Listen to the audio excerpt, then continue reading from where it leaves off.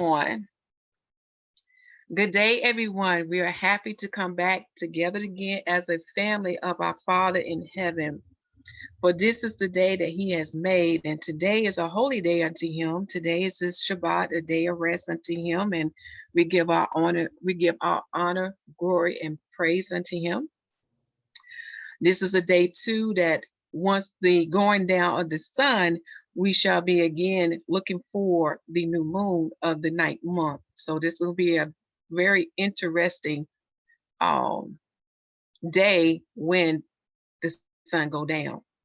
And speaking of the going down the sun, what you see before you is a picture of the sun going down, which tie into the lesson or the word for today, from sundown to sundown, between the two evenings. So today we'll go into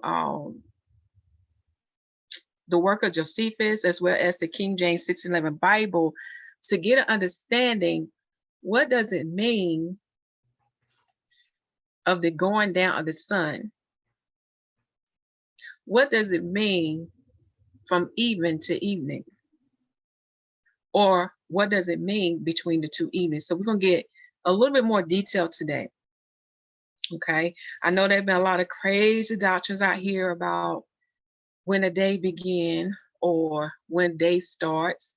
But remember your foundation, which is Torah, Genesis chapter 1, verse 14. The Father has made his three lights, which are the sun, the moon, and Mazzaroth. And through these lights, each of them have a certain role or a certain function. And what you're going to learn today, we're going to touch on the role and the function of the sun, okay? Which shall eliminate a lot of these doctrines that's going on. The Father made this real simple, but for some reason we're making this too hard. And he has given evidence and proof through his feast days, such as the Passover day and the Day of Atonement, that will clarify unto you. However, again, I see people going back and forth all the time about this. But the prophets had declared what it is. And the Father had made it real simple for us. All right, take this time now to meditate. Here's a picture of the going down of the sun. And, we need to see what did that means unto our Father in heaven. What did he say unto us when he have his light, which is the sun, to go down? Okay. So what we're going to do, we're going to face the east today. Our sister going to lead us in prayer. Now, if you don't know where east is, it's dealing where you first see that light in the heaven. That is the eastward direction. Now, when the sun rises, it rises close to the east point. Now, with the sun, there's only 2 times in the year when the sun will rise directly on the east point. But throughout for the remainder of the year, it will only rise close to it. So that will help you to find where east is at. Once you find east, when you face east, to your right would be the south. Then behind you would be the west. And then to your left would be the north. Do you see how Father make things so easy for us? Through his heavens, it's a compass unto us. It will lead and guide us, showing a representation, like a physical representation of the spiritual one, the one who's the lamp unto our feet, the one who is the eye/light of the body. In the Hebrew tongue, he's represented by ayin in the spelling of his name. So just as he lead us and guide us, the Father also have his light to lead us and guide us throughout his days in the year. I just think that's amazing. Anyway, sister, you can begin. Okay, sis. Brothers, according to 1 Corinthians chapter 11, I ask that you uncover your heads. And sisters, I ask that you cover your heads. This is the book of Psalms, chapter 82. God standeth in the congregation of the mighty. He judgeth among the gods. How long will he judge unjustly and accept the persons of the wicked? Selah. Defend the poor and the fatherless. Do justice to the afflicted and the needy. Deliver the poor and needy. Rid them out of the hand of the wicked. They know not, neither will they understand. They walk on in darkness. All the foundations of the earth are out of course. I have said, ye are gods, and all of you are children of the Most High. But he shall die like men, and shall fall like one of the princes. Arise, O God, judge the earth, for thou shalt inherit all nations. In the mighty name of Yahusha HaMashiach we pray. Amen. So be it. Thank you, sis. You're welcome, sis. Now, y'all bear with me. I'm trying something new with sharing my screen.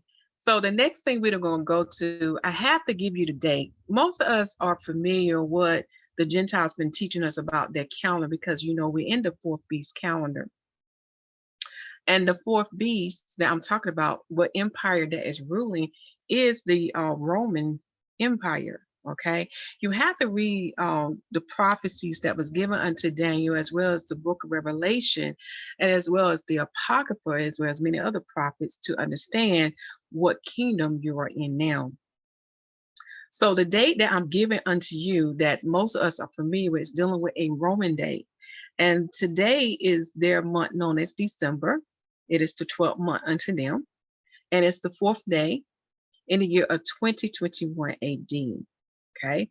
Now I'm going to share unto you what is our Father's Day. Remember, going back to the foundation, to Torah, what is our Father's Day? It's really different. It's also the complete opposite of the heathens. Okay. So let me see here. I'm going to just go ahead and share all my screens for right now, because I know I'm going back and forth. So now let me go to this one. Here we go.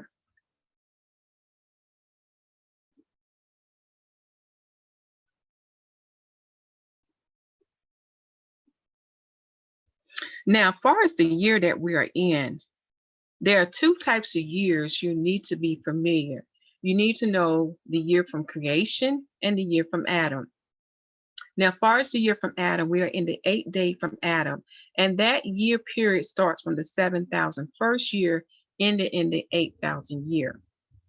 When we convert that to the year from creation, we would get the 13th day, or the 13,000 year, ended in 13,999. Now, as far as the prophecy, yes, we have two major prophecies that's still ongoing, that aligns up with these years that I gave unto you from the Adamic year and the creation year.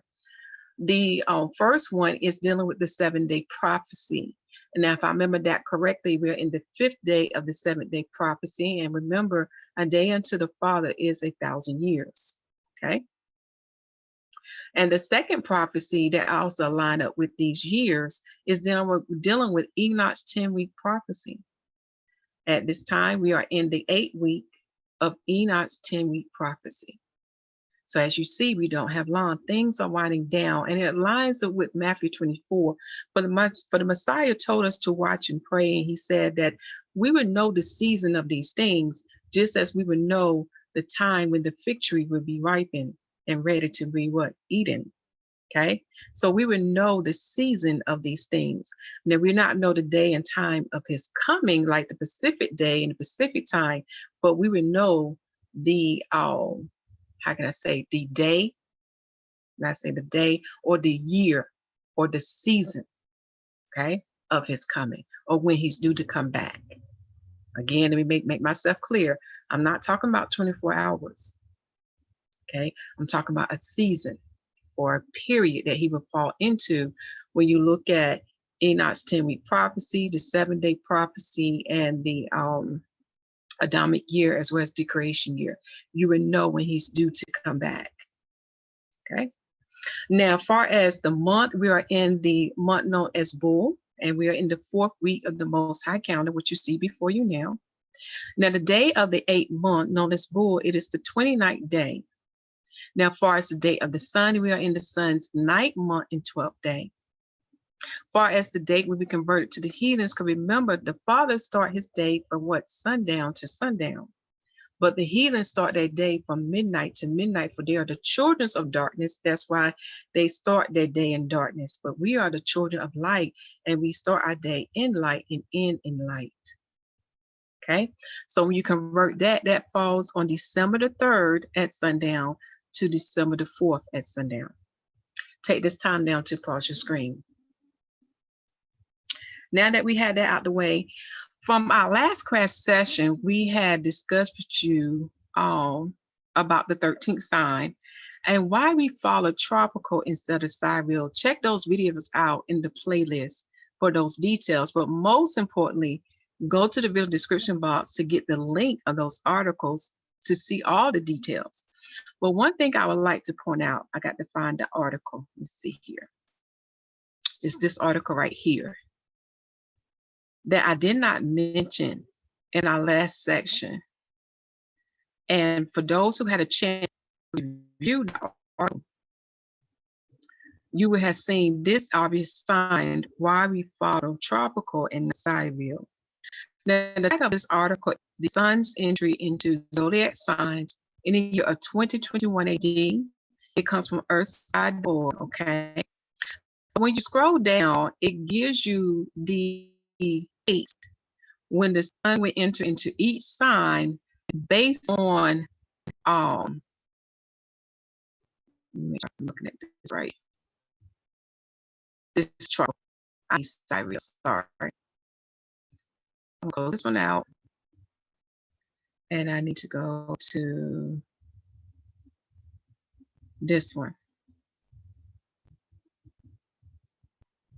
It's going to give you the date and the month based on the Roman calendar now when the sun enter into each sign of Mazzaroth, okay?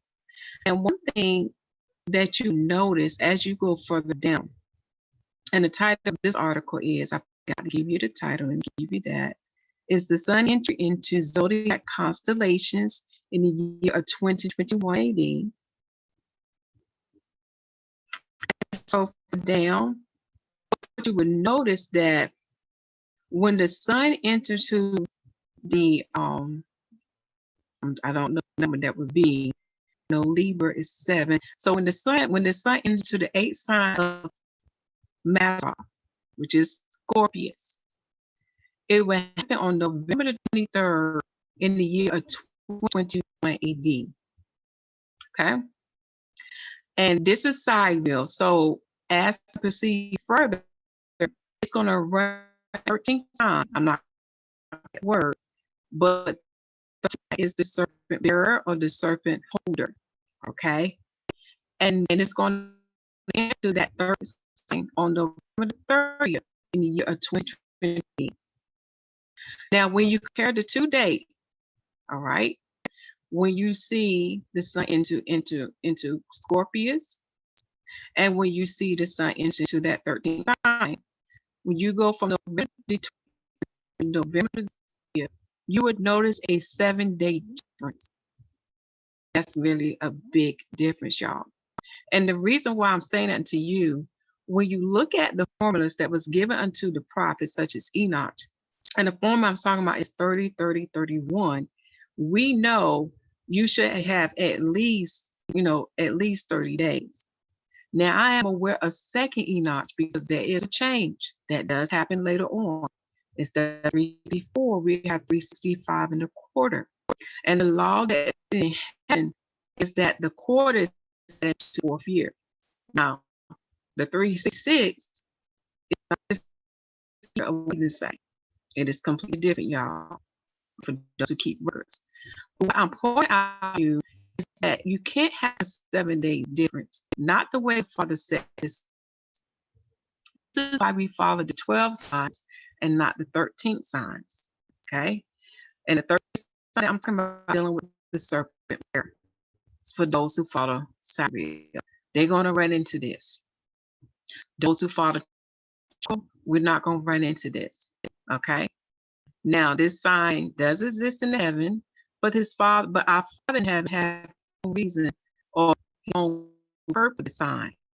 But if you notice through his prophets, such as Job, such as Enoch, you would know that Mazzaroth means 12 signs. not 13. And the Father have his reasons. Okay. Out the way. Another thing I need to get out the way, I will be sharing with you some copyright material. Let me refresh this.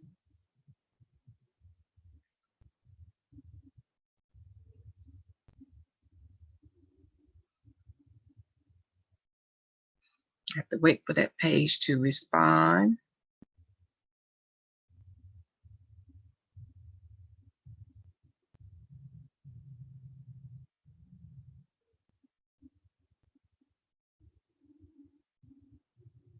Let me just close it and open it up again.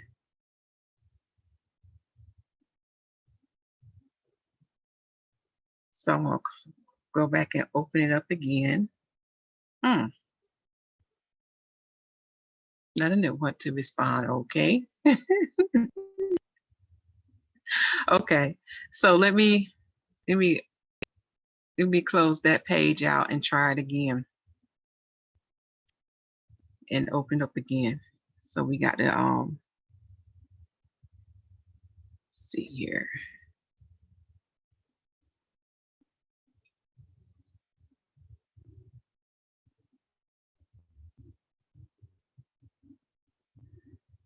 Okay.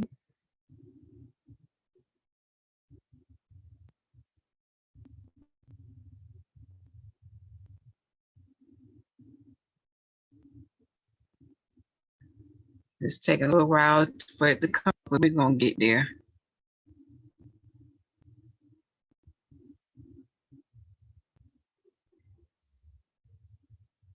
Here we go. So again, the title of this lesson today is Sundown to Sundown, between the two evenings. Okay, now that we have that out the way, I do want to share with you what we was talking about briefly in our fellowship session. And I don't know if Sister Huda is available. Are you available, Sister Huda? Yes, sis, I'm here. Sorry about that. Okay. Yes. Yes. Could you share with the class on what you were sharing with us about geocentric and heliocentric? Okay. Heliocentric, let me start with geocentric first. It's an old way of thinking, like original way of thinking, that the earth is the center of the universe. This was the original thought. Up until the 16th century, Isaac Newton and Galileo came and changed it to heliocentrism, which means the sun has now become the center of the universe. So they changed it in the 16th century. But before that, they all knew the earth was the center of the universe. Okay. Thank you, sis. And thank you for bringing out who was the one that changed it. You're welcome. And while I was sharing with the family, I always pay attention to words because I look at what makes up this word and why did this word mean what it means. You know, you look up etymology, like the study of words, you know, how they came about. Mm-hmm. So some things stood out to me in that word that was plain as day that you see that's highlighted. Before I get there, I was asking my family, what did they see in this word, heliocentric? Okay, because when you go to the prophets of Yah, I'm telling you, the Father has given his sacred knowledge unto the prophets. And as she was sharing with us, this does align with the Bible, geocentric, because the prophets would back that up as the earth being the center of the universe. Okay, because when you go back and you read creations, Enoch's writings, as well as the prophet of Isaiah writings, they will confirm to you that the earth is in the center. Yes, the center. And the heavens, with an S, remember there's 10 levels of heaven, enclose itself around the earth, just like you have a round piece of hard candy that has many layers within it. And then in the center is a round core. Okay, so I'm giving you an example of what that would look like, but imagine that hard piece of candy being blown up so big and being diverse. I mean, not diverse, but being very deep in depth with each layer, just like the heavens are. Because when you read the scriptures, you will learn that the heavens are in form of a circuit, okay, that surrounds itself around the earth, just like a curtain is pulled over around the earth. You know, you have to realize it, visualize it. But remember, there are circuits upon circuits. Okay. So I thought that was very interesting because, like I said, this again, it aligns with the prophets of Yah, what the Father has taught unto us. So when you get into the heathens' doctrines, one thing that you're going to see that their knowledge is not going to match up with the prophets' writings. And this is why a lot of people are confused. One of the things to prove unto you is that we have learned that the sun and the moon come into the first firmament, which is the first heavens, okay? And they come through what we call doors. Today, the Gentile call it portals. Proof of what I'm saying unto you, watch the movie called Figure 8 and notice how they had to get my people to do the calculations for them to figure out what window for him to exit out of the first firmament or the first heaven so he can orbit around the earth. And guess what? That word is already in Enoch's writings, the doors and the windows. Then also when you read Enoch's writings, you will learn where the circuit of the sun and the moon are. It's not in the first, it's in the fourth heaven. This is why when these lights go down, we can't see them anymore. But I know what they're going to tell you. They're going to tell you through that technology, they got the proof. But I'm telling y'all, y'all know they will lie to you too. So right now, I'm going to stand by the prophets because the prophets of Yah has his truth. They don't prophesy lies unto us. Which brings us to this. When we look at the word heliocentric, I'm surprised they didn't say like solar or something that's more close to the meaning of the sun. They say helio.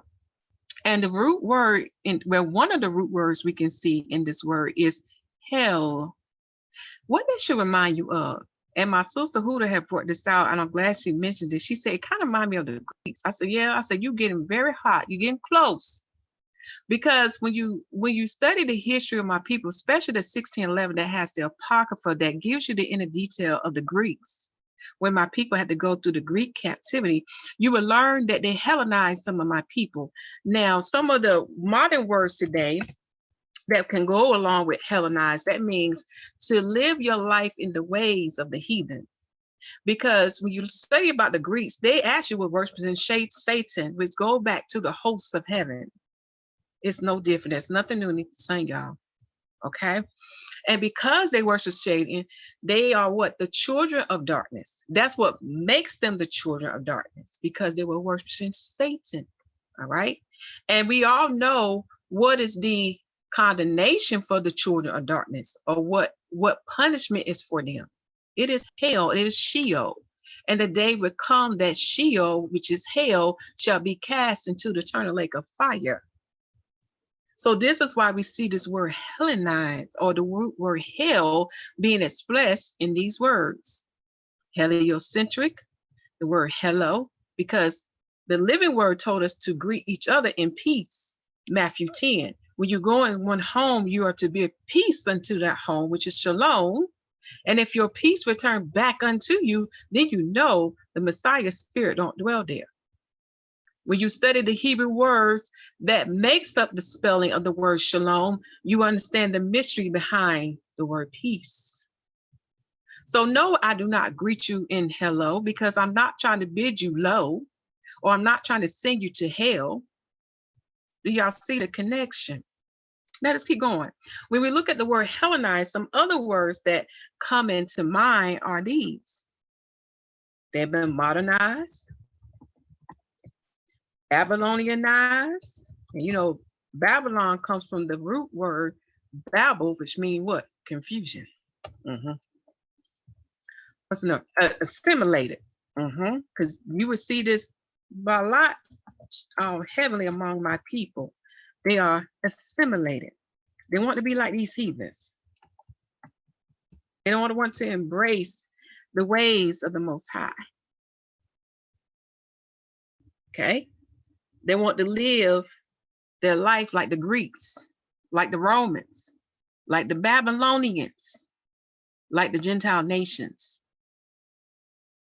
Okay? So to be Hellenized is for one to live their life like the children of darkness. That's what this all means.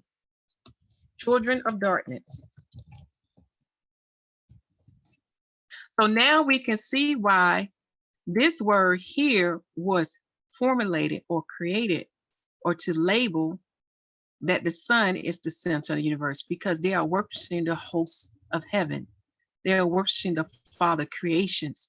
Go back to Deuteronomy chapter 4, Exodus chapter 20, and Deuteronomy chapter 5. That is a no-no. When you also read the prophet's writings, you will learn about the angels, the princes, the principalities. And Daniel chapter 8 is a perfect example to show you how the angels were assigned to each nation, because the Father had them to lead them astray from him. Remember, all the sons of Noah, this is after the flood, y'all. Think about it. All the sons of Noah was taught the ways of the Most High, but they chose not to worship him. This is why the Father went about to create a nation to worship him for a righteous lineage. And that righteous lineage dealing from Noah going all the way down to Jacob. This is why Israel was created for him. Okay? This is why Israel is his inheritance. Okay? Got to know your history of mankind. Another good book to read about that is Jubilees and the work of Josephus. So when you get to Daniel chapter 12, Daniel's telling you what empire you're in. You're in the Roman Empire, and the Roman Empire has embraced or has incorporated the Greeks in their empire. This is why when you read the gospel, the word barbarian, when you look it up in your Strong Concordance, means one who cannot speak Greek. To speak Greek was a big thing back then, y'all. Even the work of Josephus will explain or go deep in it, and he tells you why the Israelites frowned upon speaking a Gentile language.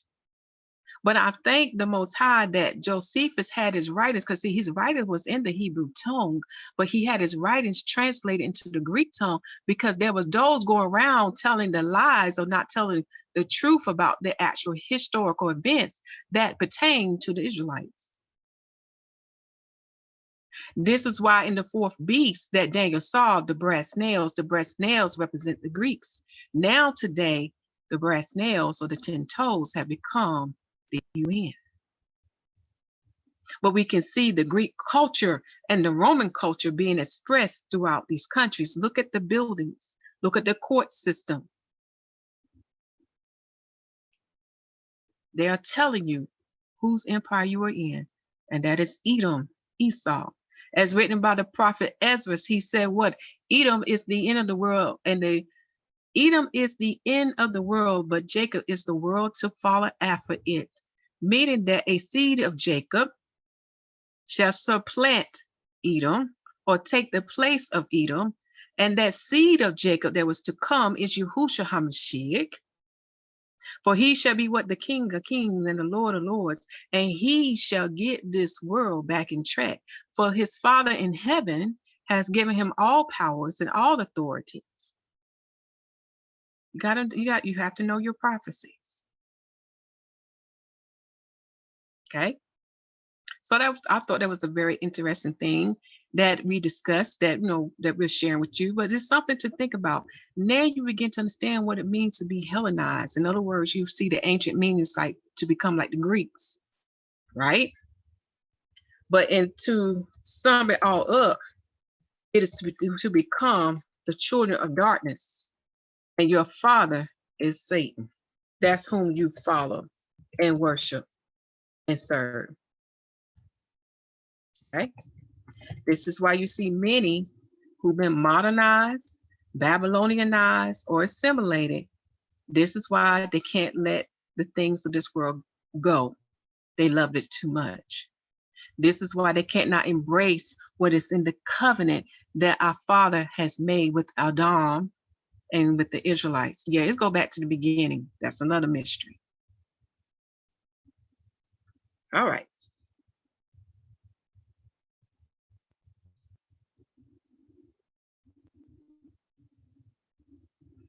So topic for today is sundown to sundown, between the two evenings.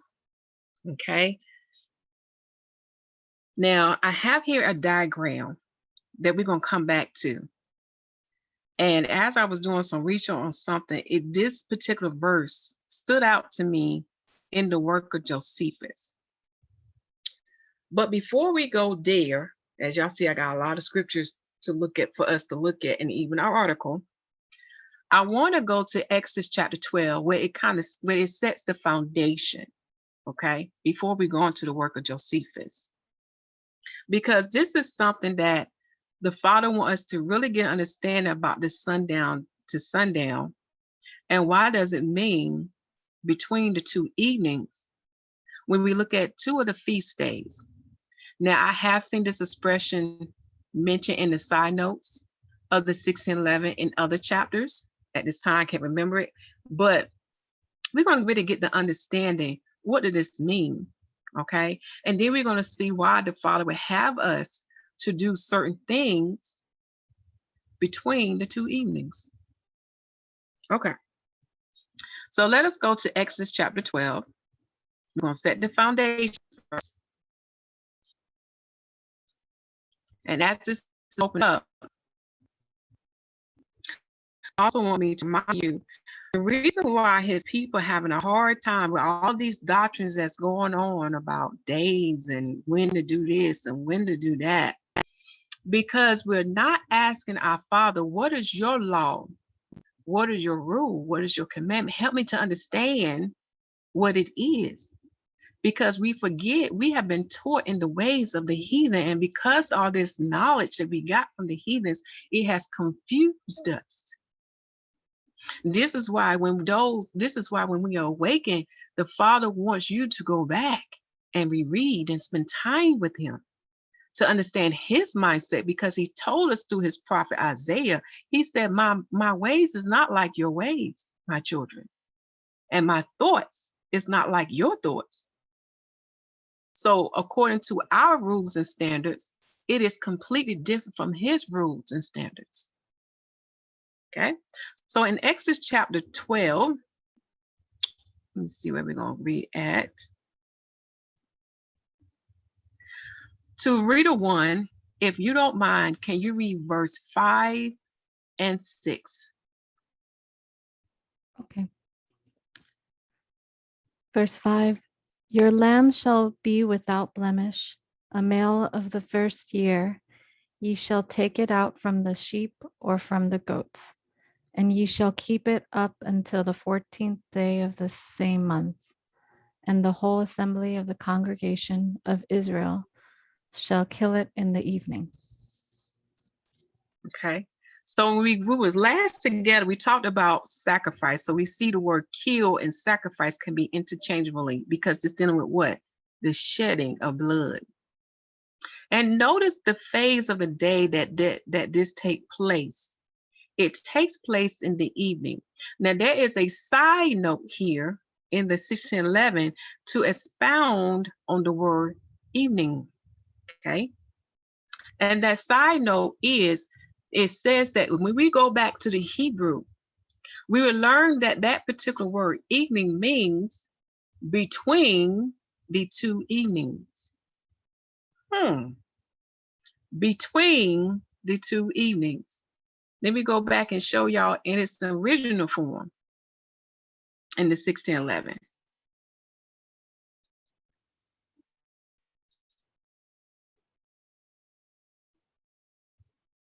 Okay. In its original form in the 1611 in verse 6, where you see that cross or the tav, the Hebrew letter tav, it got a cross right here in front of the word in the evening. And if you look on the side note, it means between the two evenings. Now that should really catch our attention. Now, for those who are seasoned, we already know that the Passover is sacrificed on the 14th day. But what did it mean that it's going to be sacrificed in the evening, which is between the two evenings? Okay.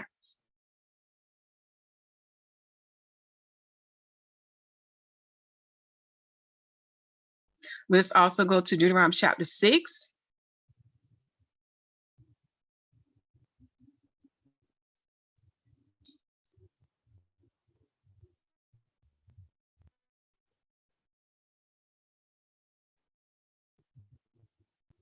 I'm going to read a chapter summary unto you. And then reader 2, if you don't mind, I know these are a lot of verses, but I like for you to read from verse 1 through 6. That way the family can know what's really going on here. But the key word here is looking at verse 6. Okay, so I'm going to read a chapter summary, and reader 2, if you don't mind, can you read verse 1 through 6? And do me a favor, after you read each verse, just take a pause.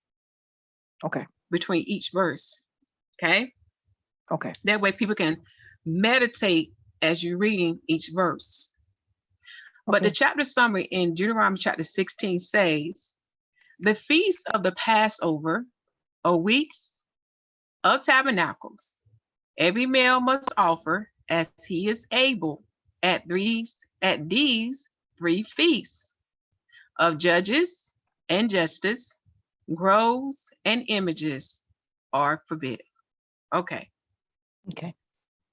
Verse 1, observe the month of Abib, and keep the Passover unto the Lord thy God.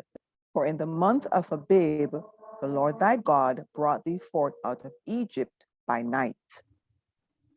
I'm gonna pause right there. Some key words y'all need to keep in your notes. Abib, brought out of Egypt by night. Okay. Verse 2, sis.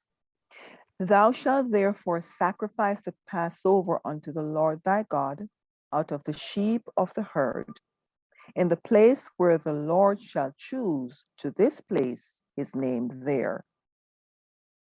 Do me a favor, sis. Read this part again in Verse verse 2. 2. Verse 2. Uh-huh. Thou shalt therefore, which part? Let me I was see. asking, can you see my screen? Yes, I can. Okay. Okay. In the place where the Lord shall choose to place his name there. Read a little higher up. A little higher up. The Lord thy, Mhm. okay, let me start over. Thou shalt therefore sacrifice the Passover unto the Lord thy God of the flock and the herd, in the place where the Lord shall choose to place his name there. Okay. Thank you, sis. You're welcome, sis. All right. Verse 3. Thou shalt eat no leavened bread with it. 7 days shalt thou eat unleavened bread therewith, even the bread of affliction. For thou camest forth out of the land of Egypt in haste, that thou mayest remember the day when thou camest forth out of the land of Egypt all the days of thy life. Okay, pause. Again, notice what the Father is really stressing to us. We are doing these days, not only because they are holy unto him, but he wants us to remember how he brought us out. Mhm. Okay, verse 4. And there shall no leavened bread seen with thee in all thy coast 7 days, neither shall there anything of the flesh which thou sacrificest the day at eve remain all night until the morning. Pause. Notice here he giving you very specific instruction how the sacrifice had to be eaten. It's a certain time frame, starting from eve until morning, because you know what has to take place in the morning. The sacrifice cannot remain. Mhm. Okay. Verse 5, thou mayest not sacrifice the Passover within any of thy gates which the Lord thy God giveth thee. Verse 6, but at the place where the Lord thy God shall choose to place his name in, there thou shalt sacrifice the Passover at evening, at the going down of the sun, at the season that thou camest forth out of Egypt. Okay, this is the key verse, a part of the foundation to Exodus chapter 12. Now, in this verse here, some things I want to point out to you. Notice with the feast of the Passover. Now, I'm stressing feast because a lot of times we're not taught what we did on these days. We feasted on these days, okay? Because it was a form of celebration. And we have to find out what the celebration was pertained to. Well, with the Passover, what we learned from the prior verses, it was the celebration of him setting us free from Egypt. And we know of the biblical events that took place. He brought, I'm going to use the word brought, he paid a price. What the price he did, he shed blood for us to set us free. Okay, so with the feast of the Passover, some key words I want you to notice. It was sacrificed at evening. And in this verse, it's going to define what the evening is. It is the going down of the sun. So it's at the going down of the sun. So most of us who have watched the heaven, we can see how the sun go down. So as the sun is going down, that is when they killed the lamb or sacrificed the lamb. Notice also in this verse, it said at the season. What did it mean at the season that thou camest forth out of Egypt? What is the season that Aviv will fall into, y'all? Out of the four seasons, what is the season that Aviv will fall into? Spring. Spring. And when did they come out of Egypt? What phase of the day? Was it daylight or night they came out of Egypt? Night. Night. Mhm. Night. And when you do your further research, you're going to learn they came out of Egypt at night on the 15th day of Aviv. Remember, the Passover had to take place first. The shedding of blood had to take first. To what? To get the Egyptian to let his people go. Then they could leave. All right, we set that foundation. So we already got the meaning of evening from these verses we read. Even, let's see, was the word evening? Let me make sure. When they say at evening, means the going down of the sun.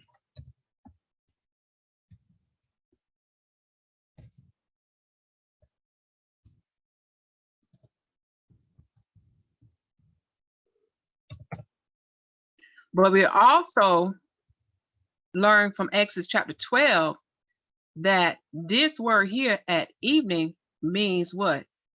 Between the two evenings. Now that's the question you need to ask. What is the two evenings that he's talking about here? Okay. One of the chapters we're going to look at that deals with the two evenings to help us to understand that is Leviticus chapter 23. Let me pull that up for y'all before we go into Josephus. Leviticus chapter 23.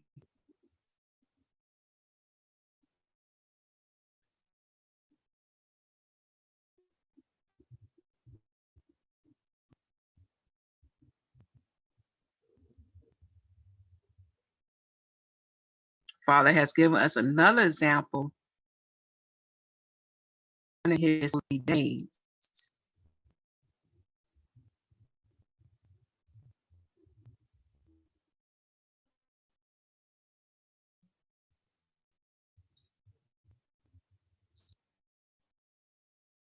Again, these are the feasts unto Yahuwah. And I know you read this one, you're like, that's a feast. When you read Numbers 28, along, and also read Numbers 29, as well as the work of Josephus. And the prophet, I think Zechariah, will explain it, why it's a feast unto him too.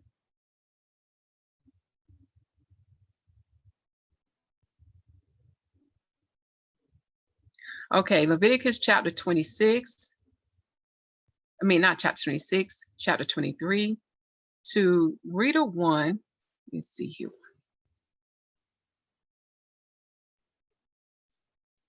Seven.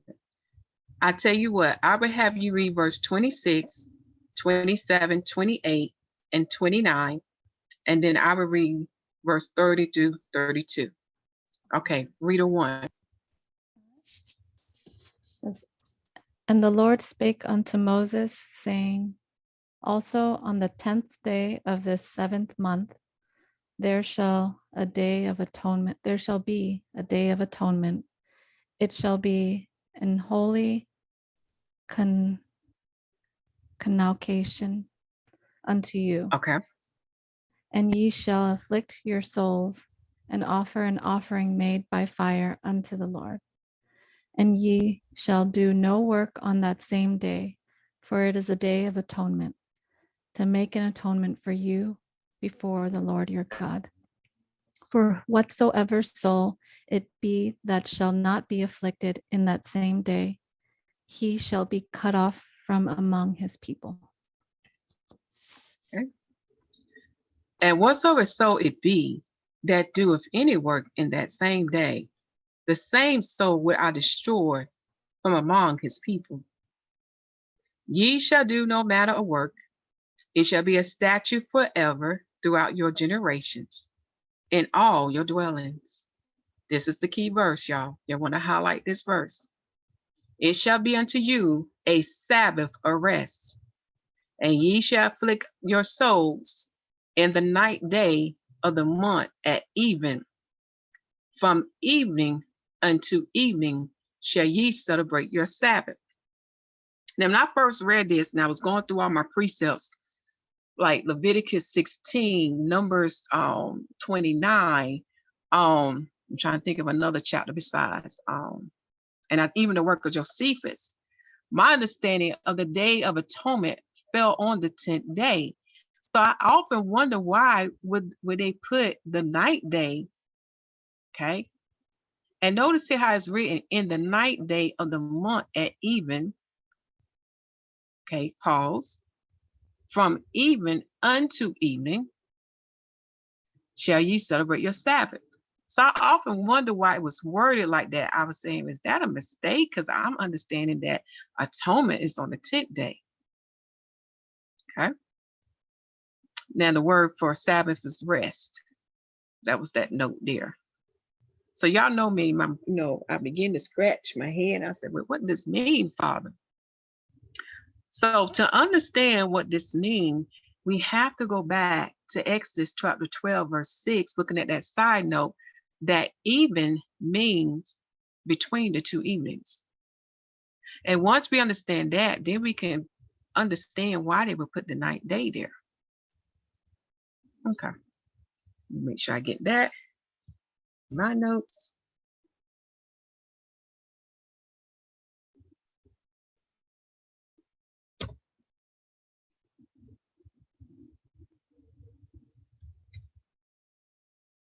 So when I was going through the work of Josephus, we have an example that will help us understand between the two evenings. So we're going to go to the book of War, chapter 9, verse 12.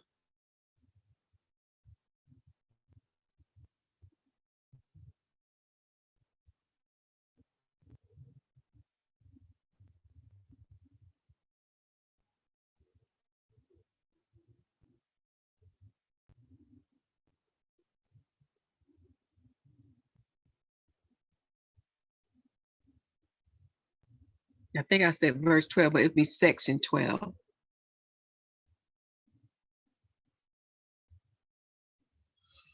So the part I'm going to read, this is giving you an example, okay?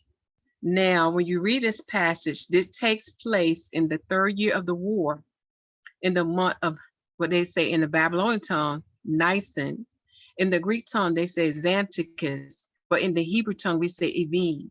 Okay, so just give you an idea about the time set. Okay, and I believe, yeah, this is dealing with the war of the against the Romans. So it's in the 3rd year. But the part I'm going to start is at, let me see where to go.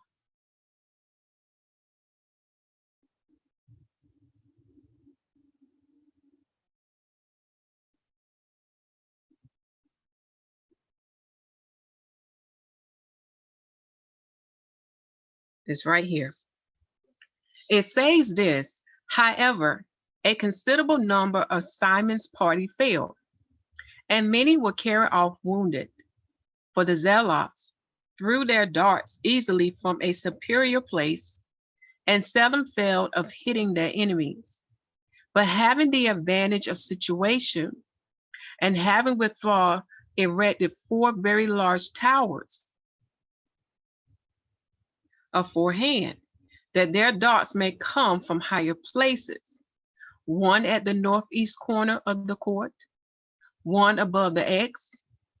The third is another corner over against the lower city.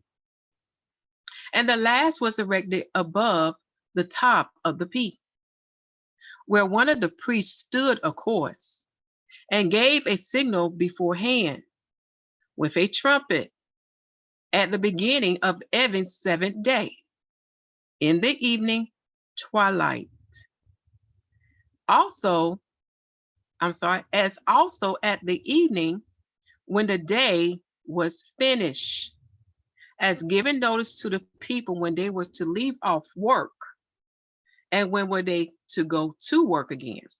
So the main part that stick out to me, because it's giving us an example about the going down the sun and what it means that it is between the 2 evenings. Okay, what does it mean that the sun is between the 2 evenings? All right, so let's look at this part again. So here it was talking about where the priest stood in that tower. Where that priest stood in that tower, this is where he would what? Blow the shofar, blow the trumpet. Numbers and 10. You're to blow the trumpet in the days of your feast days, your days of gladness, in the holy days. Numbers chapter 10. Okay, so he was to sound the alarm to let the people know what? About the 7th day, the Sabbath day, to let them know to what? To cease from their work, to stop working. And when that day ended, he would let them know when that day has ended so they can go back to work. But it also expounds about this day when the 7th day came in. For it says that he will sound the trumpet in the evening twilight. In the, notice what they use. They use the word evening twilight. It also goes to say, as also at the evening when the day was finished. So he's already telling us no, that sundown here in this particular passage means the ending of the day, right? Right. There we go. So let me copy and paste because I like to see my words line up.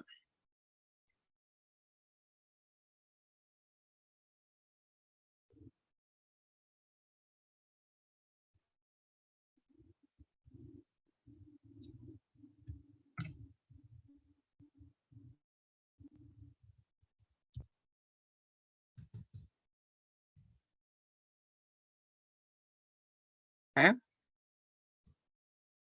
Do one more tab. So in this particular verse here,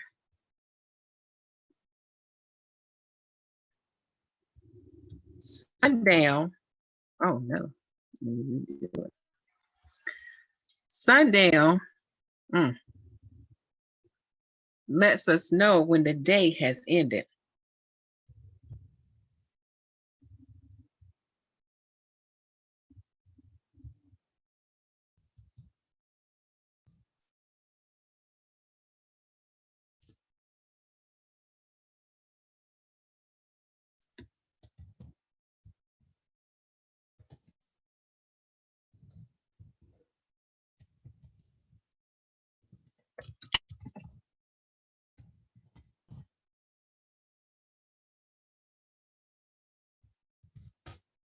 Okay. This is very important right here, because one of the issues that many are having with the word day in English, and when you go back to the Hebrew word, a lot of times people are not looking at the context of the verse, because we know the word day in English can represent daylight, or the day that is made up of evening and morning, or daylight. Okay, let me type that in here.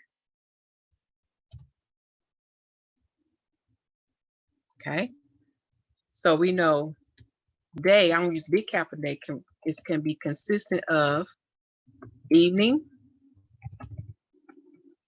and morning, like we learned it from Genesis chapter 1, which is night and daylight. Also, the word day can also mean daylight. This is where the confusion is coming with many. And this is why I stress to y'all to read Numbers chapter 28 and 29, as long as with the other books of the Torah, because when you begin to understand what we did on that day, you begin to understand when the Sabbath service started and when the Sabbath day started. It's a big difference. Now we see with the feast of Passover and of atonement, we see it started at the going down of the sun, which fell between the two evenings. Okay. Which kind of makes sense, because when you think about that time, they didn't have electricity. So you begin to understand our Father mindset, why he would have them to what? To sacrifice or to kill the lamb or the flock, okay, at that time.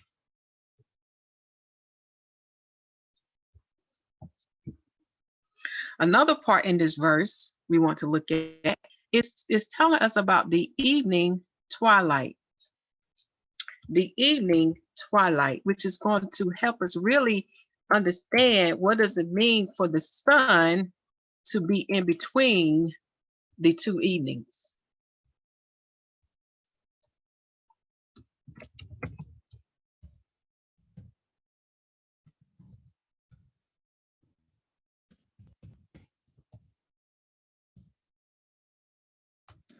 My quotations.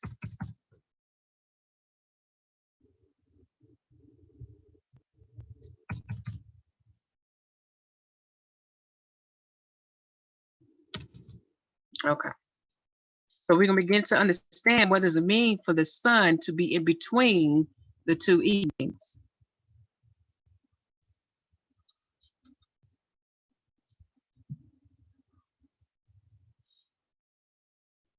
So let's start with what does the Gentile, or how do the Gentile define twilight?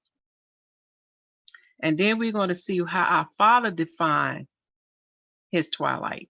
Okay. This is another thing that is confusing many people, because combining the Gentile knowledge with the Father knowledge is where they get confused. Now, this article comes from Time of Day. It is titled Twilight, Dawn, and Dusk. Okay. Twilight is, okay, I'm sorry. They define twilight as the time between day and night, when there's light outside, but the sun is below the horizon. Now, by reading this verse alone, what do y'all see that is opposite from what we learned about with the going down of the sun?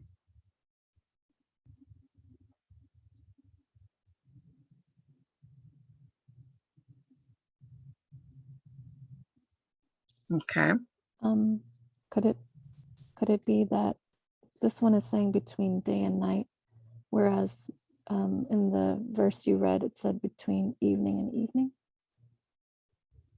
Okay. Now that's a good observation. You were saying between evening and evening. I didn't think about that, but that's a good observation right there. Let me write that down. that article.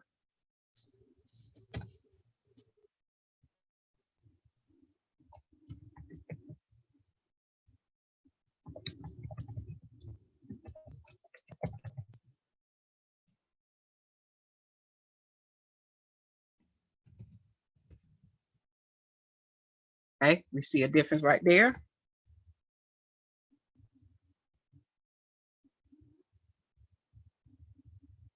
And notice here, they have the sun is below the horizon. Below the horizon. So when we get back to that passage of Josephus,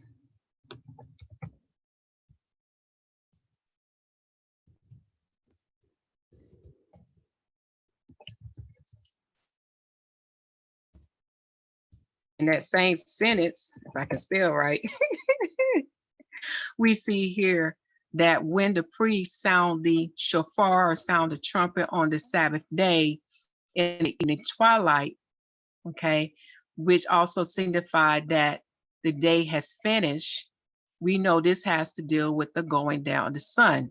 So the people would know to stop from their work. So this is where we're going to split, okay?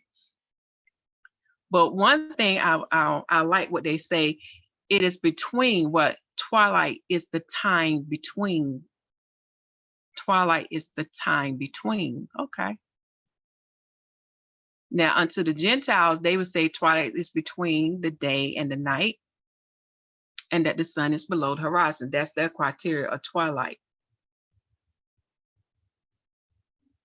Now you see why you have to really take your time with the Father word and meditate on what his definition is.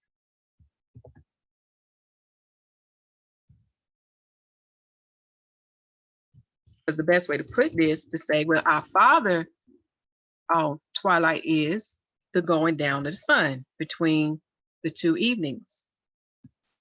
But for the Gentiles, their twilight is between the day and night. Just like how we begin our day from sundown to sundown. But the Gentiles begin their day from midnight to midnight.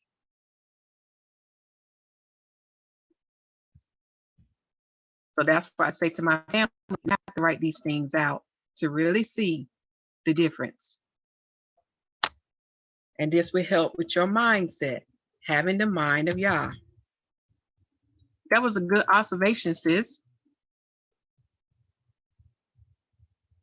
Okay.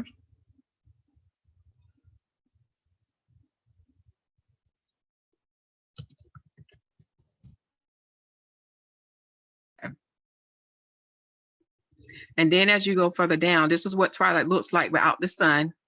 We can see, if we look behind us towards the east, this is when we can see night coming in. And then towards the west, you see some daylight still left. And it's a beautiful thing to see, y'all, with the division between the two phases of the day. Very beautiful. Okay. And this article will be in the video description box where you can learn the Gentile definition of the three types of twilight. You have silver twilight, nautical twilight, and astronomical twilight. Okay. And then you can learn the difference between the word dawn and dusk. For example, they say the morning twilight is often called dawn. That's that light that first appeared in the heavens. While the evening twilight is also known as dusk. So for them, remember, the sun is below the horizon. But what do our Father mean of an evening twilight? Or what did he mean that the sun is between the two evenings? Because most of us going to associate evening with some form of darkness. You know, it's got to be dark, no light. That's what we think, right? And that's understandable, because even I had that mindset, y'all, until I allowed the Father to teach me his mindset. So another example we're going to go to is in the work of Josephus, because we was lucky to get this nugget so we can see an example when they give like a little more details. And that's found in, I think this is, yeah, this is Antiquities.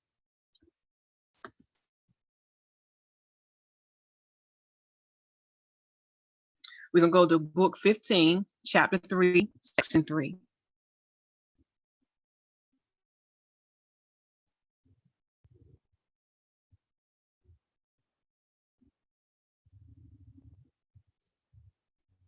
Now I need to kind of set this up. This is in the days of Herod. Remember, there was a prophecy over Herod. He is the son of Edom, and he was prophesied that he would rule over the Jews. Like I said, it's a great thing to read about what Josephus have wrote unto us, and you can begin to understand what's written in the Bible, especially Revelation 12, or how the dragon was red, and the dragon pursued after the male child of the woman.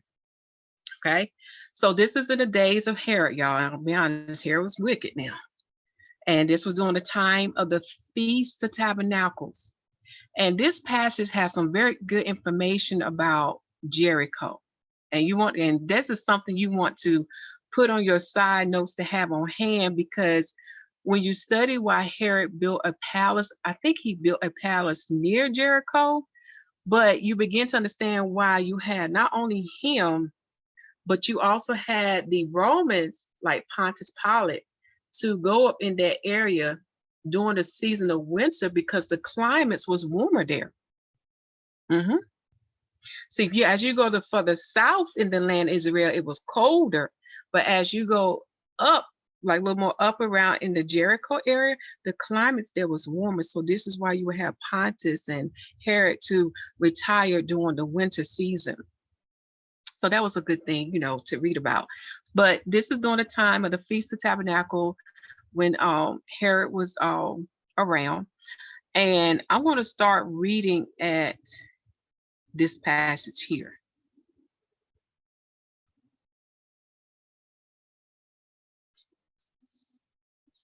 When therefore the festival was over, so when the Feast of Tabernacles was over, and he was feasting at Jericho with Alexandra, who entertained them there, he was then very pleasant with the young man, and drew him into a lonely place, and at the same time played with him in a juvenile and ludicrous manner. Now the nature of that place was hotter than ordinary.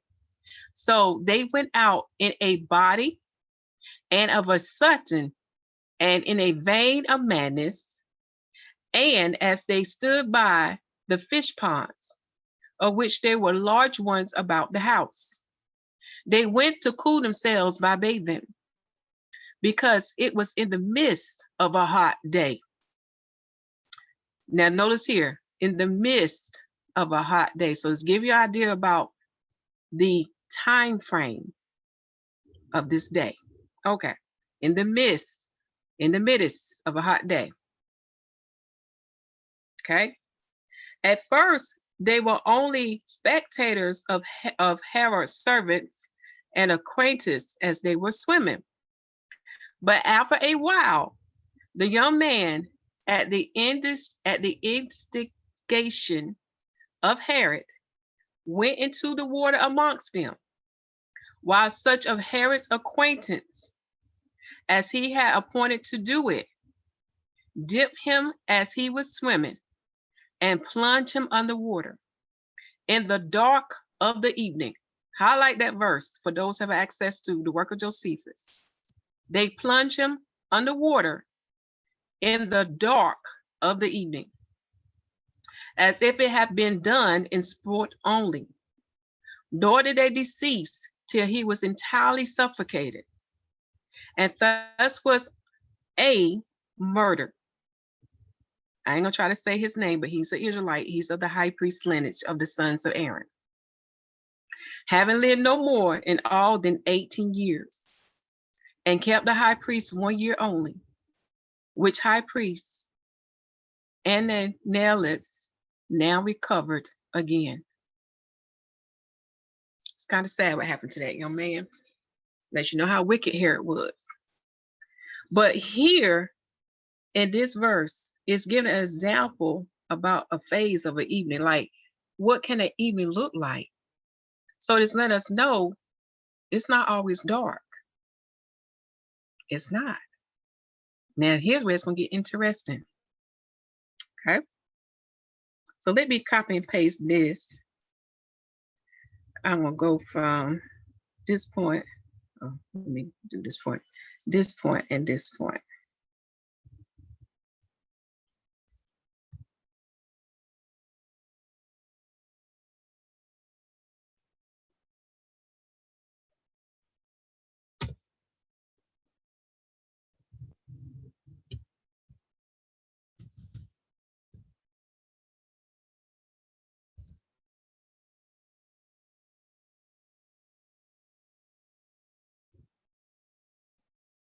So with this example here, it's really helping us to see the true definition of evening unto the Father. So let me first go to this diagram, because I do have some more scriptures to show you how the Father can define what he wants to define, to help us to get out of this mindset of what we was taught. Because most of us think that evening deals with darkness. We don't think that evening can deal with light either. Okay. So now this brings me to this diagram here. So those who have been watching the heavens, I want you to imagine or picture like this sun going down. Because as the sun is going down in the heavens, we know there's light that remains, okay? Because the sun is going out through one of the doors, one of the portals. And light is still remaining in the sky as the sun is going down, okay? So when we look at the first feast, which is Passover, notice here how the Father have us to sacrifice the lamb at the going down of the sun. And notice in this diagram how the sun falls between the 2 days. It falls in between Aviv 13, and it falls, in between Aviv 13 to Aviv 14. And let me blow this up. Father, it's time I need to blow this up, because I don't know who at home who may not be able to see this. Now the Father is giving understanding why he used the word even here, or evenings. But it's let us know that the sun is going down between 2 days. It is evenly, well, I don't want to say evening, but it's marking off when the days begins and ends. Wow. I'm giving y'all the role of the sun. So I'm going to say this again. The going down of the sun marks or let us know when the day begins and when it ends. Now we can see why the Father is saying evening, because it comes in between. We'll say this again. The going down of the sun comes in between the days, such as it came in between Aviv 13 and Aviv 14. And we also learn from reading those two passages in the work of Josephus that evening or even do not always have to pertain to darkness. There's phases of the evening too. You can still have light and it still be evening. And I have scriptures to prove what I'm saying. We got to get into the mindset of the Father. Okay. So when they sacrifice the Passover, it is sacrificed at the going down of the sun, that what falls between the 2 evenings, the evening of the 13th and the evening of the 14th. Okay. And we also learned that the sun lets us know when the day begin and end. For example, at sundown, okay, that fall between the 13th and 14th, They just let us know that the 13th day is ending and the 14th day is beginning. Then when we get to the next sundown, the 14th day is ending and the 15th day is beginning. Wow. The going down, the sun is going down between these days. Also, looking at the mindset of the Father, the reason why he has to sacrifice the lamb at this time, he was giving them some light so they can see what they were doing. I thought that was amazing.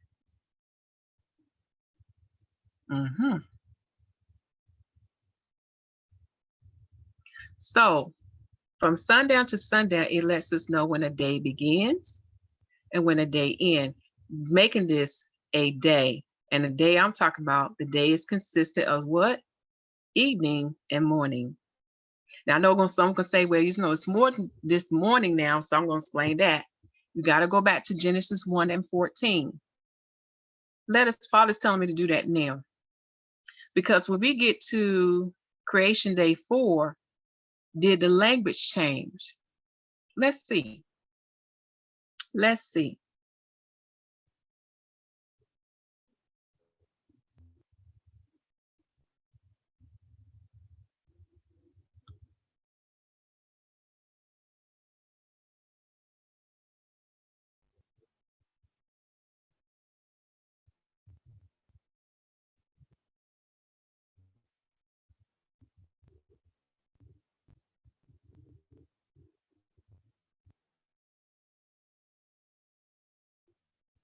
In the standard version, 16:11.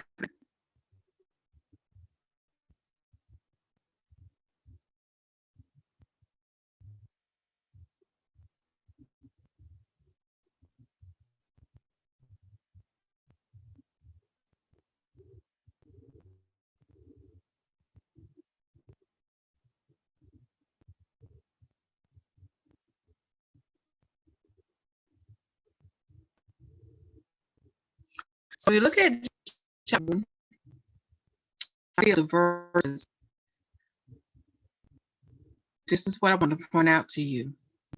Notice as the Father made each day, such as day 1, when we go to the beginning, notice that he called that day the first day, and the first day was made up of what? Evening and morning. Now let's get to the day when he made his lights. It was the same language used.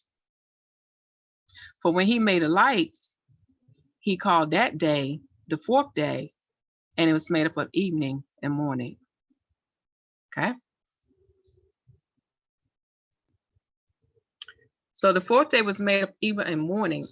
What many do not understand is that when you go back to the first day of creation, first there was darkness, then there came light. And whatever the Father made on that day, he called it the first day. And the first day was made of what? Evening and morning. But when we get to day 4 creation, he made 3 lights, or 3 types of lights, which are the sun, the moon, and the stars. But notice that when he gave each light their role, notice what the sun do when it comes about. It defines morning. In other words, it gives us the phases of the daylight, which are morning, noon, and afternoon. And now we had just learned that the sun also comes between the 2 evenings. Okay? Because it's letting us know when the day, when the evening and the morning has ended. Okay? So in part 2, we're going to look at some scriptures that's going to define evening time. Eventide. We're not going to go on that today because that's something that's going to be very interesting, because it's going to talk about what can make the land accursed. But if you don't understand the going down the sun, then you're not going to understand why the land will be accursed. But we'll talk about that in part 2 when we come back together.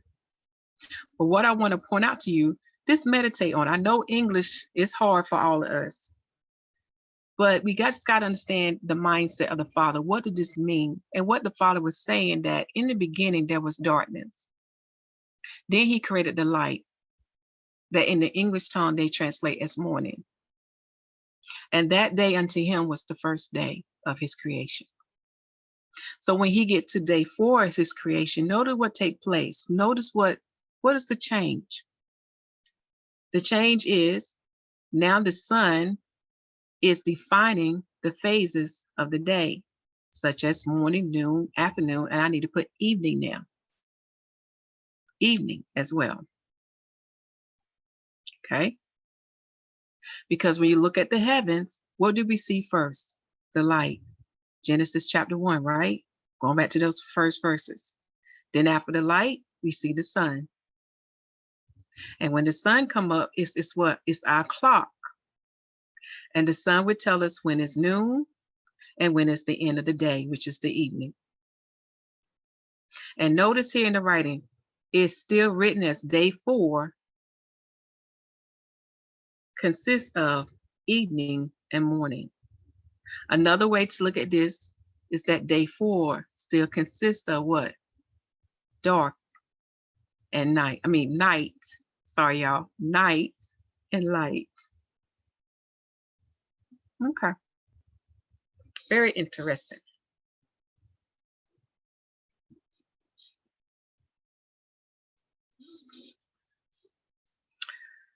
So, looking at Exodus 12, when it say between the 2 evenings, we now begin to understand that the sun is coming between the 2 days.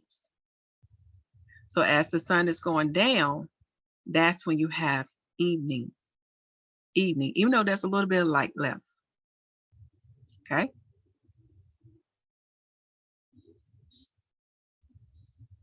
So one example I'm going to take you to, and the rest we're going to save when we come back, because I really want to take our time and go through these scriptures, because I want you to see how our Father defined what is unto him. That way you won't get confused with the Gentile definition of things. Okay. Let us go to, actually we're going to look at 2 verses, and then we're going to end it for today. Let us go to 2nd Ezra chapter 5, and we're going to look at verse 4.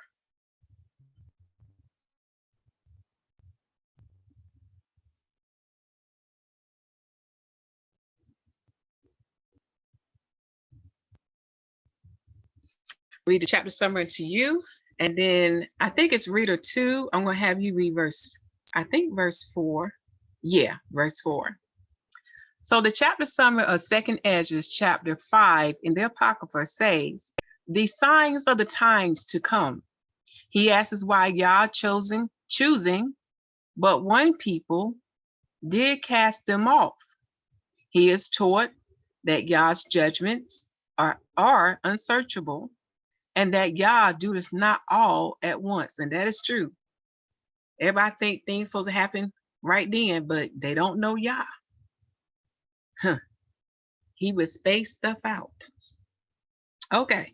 To my reader 2, can you read verse 4? Okay. Verse 4. But if the Most High grant thee to live, thou shalt see after the 3rd trumpet that the sun shall suddenly shine again in the night, and the moon thrice in the day. Do y'all see that? So it still can be night unto the Father, even though the sun is shining. And it still can be daylight unto the Father, even though the moon is shining 3 times. This is the verse for you to meditate on. Right? Next verse. And blood shall drop out of wood. And I'm sorry, sis. Sorry. I'm sorry. Yes? When I say next verse, we can go to Zechariah chapter 14. Because I know there are those that don't like the Apocrypha, but guess what? Father got something for all of y'all, whether it's Old Testament, New Testament, Apocrypha. Okay? Zechariah chapter 14, we're going to look at verse 6 to 8. Okay. To my read.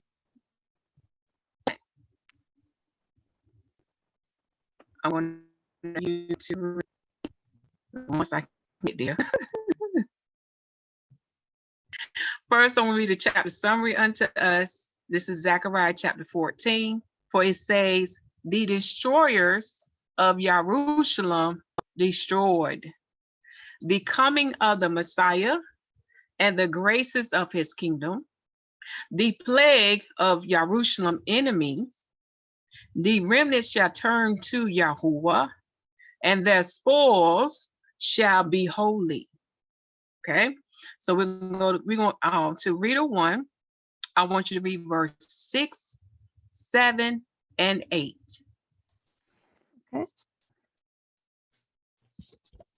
And it shall come to pass in that day that the light shall not be clear nor dark, but it shall be one day, which shall be known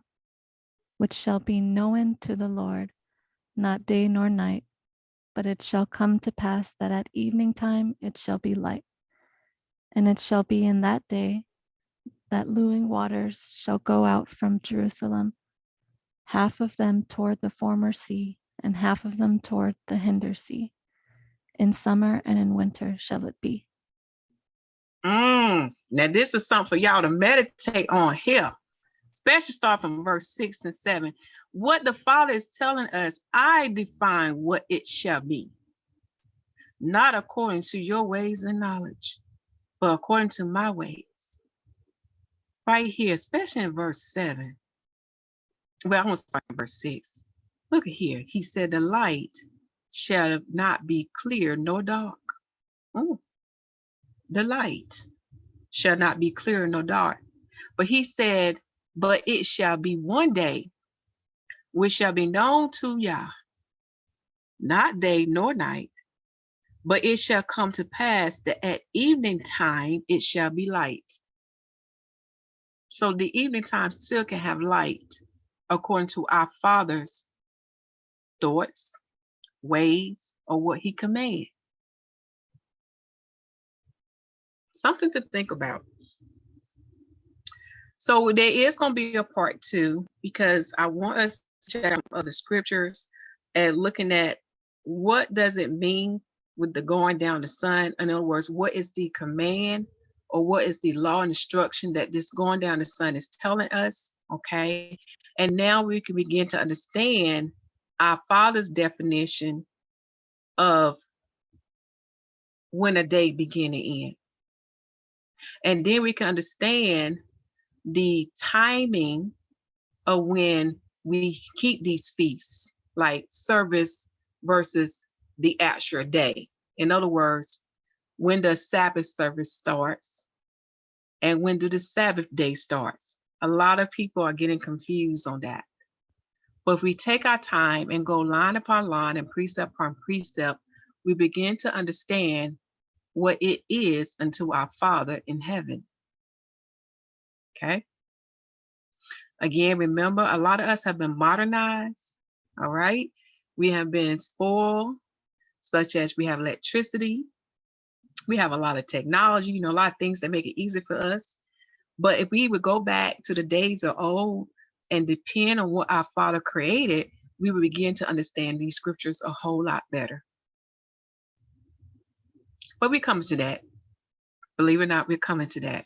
We're going back to the days of old.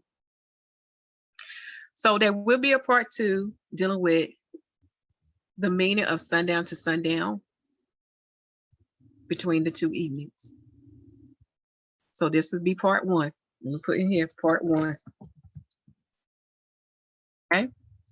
I hope y'all enjoyed this lesson. Oh, that's why I come back and define the Day of Atonement, while they would have written that it's the night day. So we'll talk about that in part 2. I forgot to go over that. Okay. But we'll talk about that in part 2. So we hope that you enjoyed this lesson. Now we're truly understand what it means that the sun is going down between the 2 evenings. Now we have learned that it has nothing to do with darkness, okay? That the evening can still be in light because Father says so. All right, my brothers and sisters, continue to preach that the kingdom of heaven is at hand. Make sure the people receive salvation as written in Romans chapter 10. and baptize the people in the name of Yahusha HaMashiach. For the Lamb set the example of the water baptism and the Holy Spirit baptism, and the apostles continued them both. Now, if you have no one to baptize you, Father made it easy unto us. You can baptize yourself, for where there is water, ye shall be baptized. All you need to do is exercise your faith with works. For the water is the second witness in the earth, 1 John chapter 5. And his heavens and his earth is a witness unto him. And they can report back unto the Father of those who have entered into the marriage, into his renewed covenant. And the same is easy with the Holy Spirit baptism. Father said this in the gospel. All you have to do is ask in my son's name, and it shall be given unto you. Also, it's written in 1 John chapter 5. And he will give it unto you according to your heart, your faith, and your works. We hope that you enjoyed this presentation. Love you all, and shalom.